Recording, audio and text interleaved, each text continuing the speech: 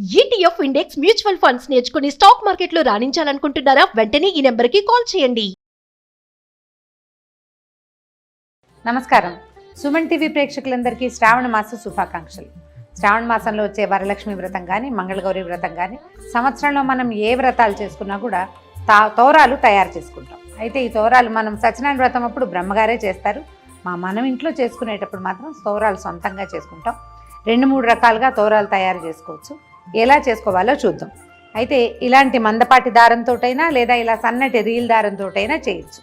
సాధారణంగా 3 పొరలు, 3 పేటలు లేదా 5 పేటలు లేకపోతే 9 పేటల దారం తీసుకోవచ్చు. ఈ దారంతో 9 పేటలు తీస్తే ఇంతలా వస్తుంది, కొంచెం కష్టం అవుతుంది. దీంతో అయితే 9 పేటలు తీసుకోగలుగుతాం. 2 చేసి చూపిస్తాను, మీ వీలు వెంబడి చేసుకోండి.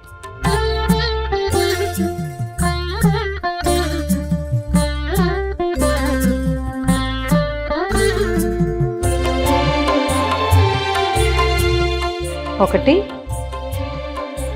2, 3,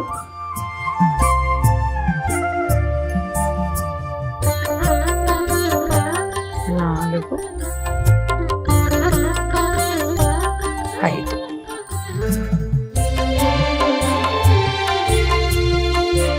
5 పోగుల దారం తీసుకున్నాము. దీనికి పసుపు రాసేసి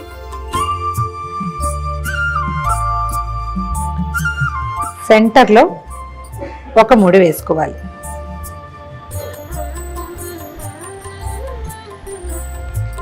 ఒక చిన్న మామిడాకును తీసుకుని దీన్ని సన్నగా చుట్టాలి. ఈ మధ్యలో పెట్టి గట్టిగా ముడి దగ్గరికి లాగేయాలి.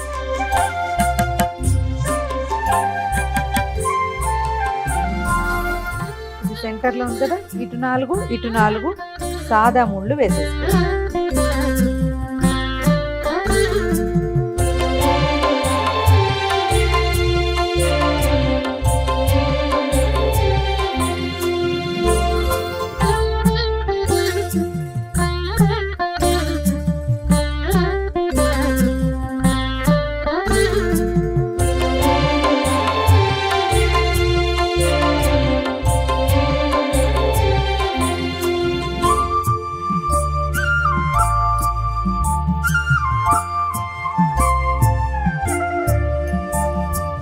మన దగ్గర పువ్వులు లేనప్పుడు ఈ మెథడ్.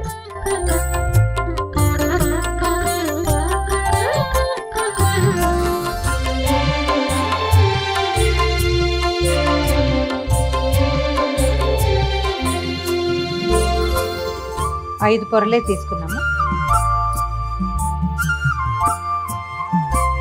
సెంటర్ తీసుకోవటము, మధ్యలో ఒక ముడి.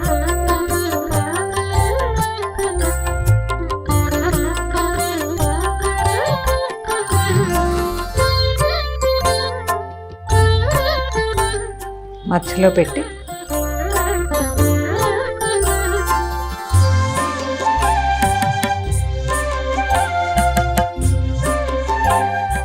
మధ్యలోకి ముడేసేయాలి. ఏ పక్కకు ఆ పక్క పువ్వులు దూర్చేసేయాలి.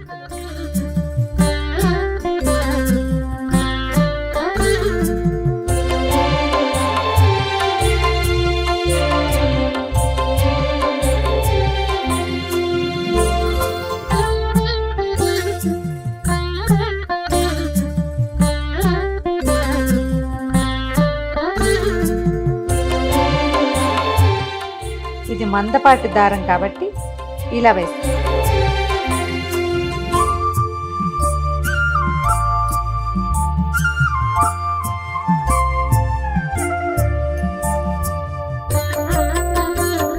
రెండు పక్కల పువ్వులతో ముడివేసి 1, 2, 3, 4, 1, 2, 3, 4 మొత్తం 9 ముళ్ళు రెడీ. ఇప్పుడు 3. ఈసారి సన్నటి రీల్ తీసుకుంటాము. కొందరిళ్లలో 9 పోగులు వేసే అలవాటు ఉంటుంది. ఆ 9 పోగులు ఈ దారంతో అయితే బాగా కుదురుతుంది.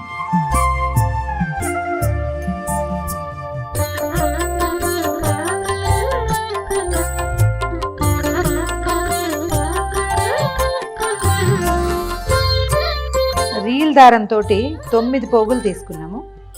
దారానికి చక్కగా పసుపు రాసి కొంచెం కొస వదిలిపెట్టుకుని ఇక్కడి నుంచి మనం మామూలుగా పువ్వులకి దండ కడతాం కదా, అట్లా కట్టేసుకోవాలి. ఏవైనా సన్నటి పువ్వుల దండ కడతాం కదా, సన్న సన్న పువ్వులు ఉంటాయి, ఇవి మన కనకాంబరాలు, తర్వాత ఏమో మన నందివర్ధనాలు అలాంటివి. ఇట్లా మామూలు పువ్వుల దండకి ఎట్లా ముడేస్తాం అలా వేసేసుకోవాలి.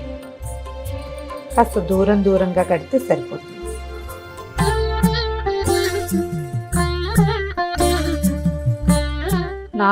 దాని ముళ్ళు పడ్డాక 5వ ముడికి ఒక చిన్న మామిడి ఆకుని పెట్టుకుంటాం.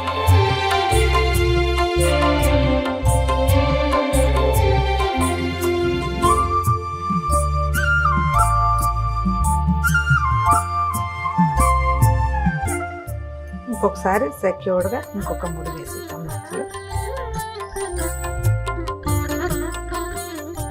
ఇంకొక 4 ముళ్ళు వేస్తే సరిపోతుంది.